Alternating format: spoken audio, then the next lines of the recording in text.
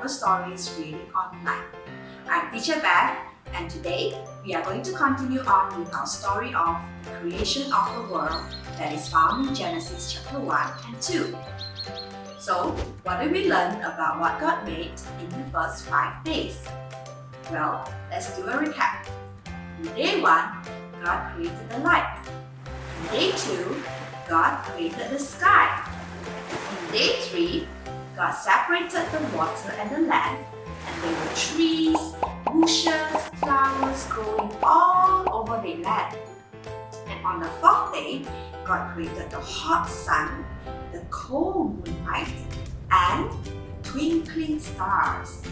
And on the 5th day, God created the animals that fly in the sky and the animals that swim in the ocean. So now, let's find out what God made on the 6th day and what He did on the 7th day. Are you guys ready? Let's begin.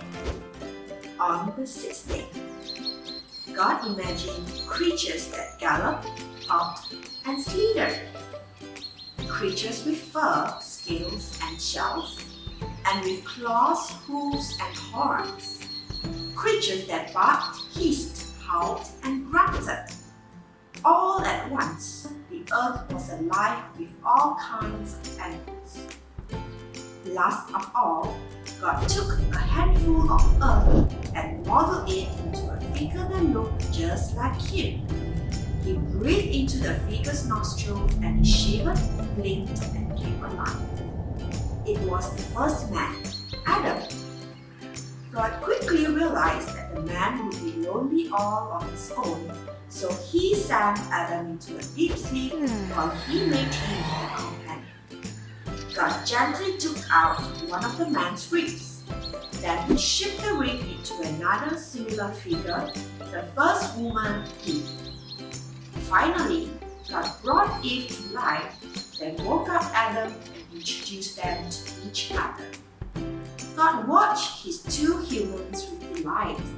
God was so thrilled with them that He put them in charge of all the other living things He had made. He even planted a beautiful garden especially for Adam and Eve to live in a place called Eden. At last, God sat back and looked at the world He had created. He had used every color, shape, and texture, and every size, sound, and scent that He could think of. God was very pleased and decided that He had done enough. He spent the 7th day relaxing after all His efforts. God ordered that from then on, every 7th day should be a special day of rest in memory of when He had completed His wonderful work. And that is how the world was made. So now we know what God made on the 6th day and what He did on the 7th day. So on the 6th day, He made the land animals.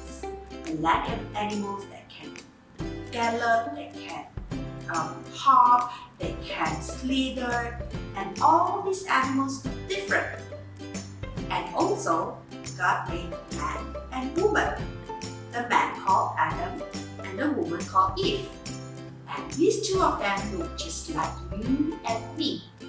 Yes, we are all made by God, and everything we see in this world is made by God.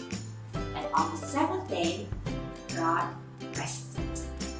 After working so hard for 6 days to create this beautiful world, God rested on the 7th day. Well, that's all about the creation of the world, and I hope you enjoyed the story just as much as I do. Well, that's all for today, and we will come back again for our next episode with a new story. I'm Teacher Beth, signing off from kidsgen Bible Stories Reading Online. Bye!